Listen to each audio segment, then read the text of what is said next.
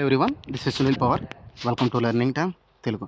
మనకి railway recruitment board నుంచి ఎన్టీపీసీకి సంబంధించినటువంటి అఫీషియల్ నోటీస్ అయితే రావడం జరిగింది. సో ఇది వచ్చేసరికి మనకి గ్రాడ్యుయేషను అలాగే అండర్ గ్రాడ్యుయేషను నాన్ టెక్నికల్ పోస్టులకు సంబంధించిన నోటిఫికేషన్లో మనకి డేట్ ఆఫ్ అప్లికేషను అలాగే డేట్ ఆఫ్ క్లోజింగ్ డేట్ కనుక చూసుకుంటే గ్రాడ్యుయేషన్ దానికి కనుక మనకి క్లియర్గా ఇక్కడ ఇవ్వడం జరిగింది.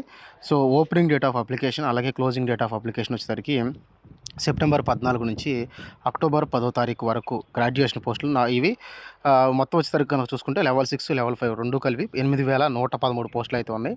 సో దీంట్లో లెవెల్ 6కి వచ్చేసరికి 2,730 పోస్టులు, అలాగే లెవెల్ 5 వచ్చేసరికి 5,383 పోస్టులు అయితే ఉన్నాయన్నమాట.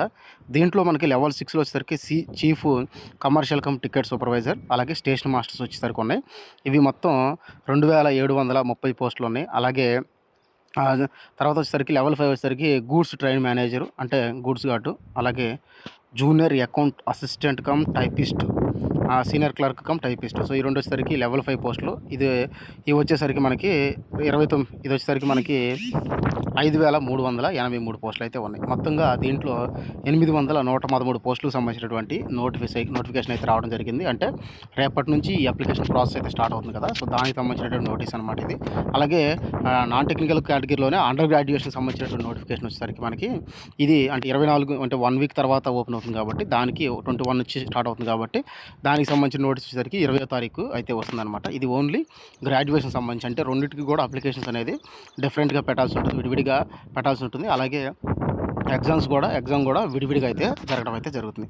అలాగే కింద నీట్గా మనకి ఏ జోన్స్ నుంచి అప్లికేషన్ పెట్టుకోవచ్చు అనేది కూడా కింద అయితే ఇవ్వడం జరిగింది.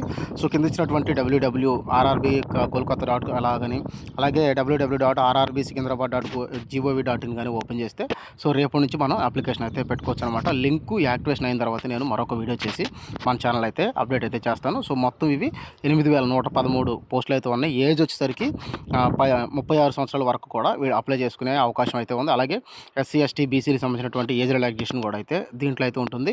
సో ఈ ఏజెస్ వచ్చేసరికి ఓన్లీ ఈ పాండమిక్ వల్ల 3 years ఎక్స్ట్రా ఇచ్చాడు, బట్ నార్మల్ టైంలో 33 వరకు అయితే ఉంటుందన్నమాట. అంటే నెక్స్ట్ నోటిఫికేషన్లో కూడా 33 వరకే ఉంటుందని కూడా క్లియర్గా అయితే దీంట్లో అయితే మనకి మెన్షన్ చేయడం అయితే జరిగింది.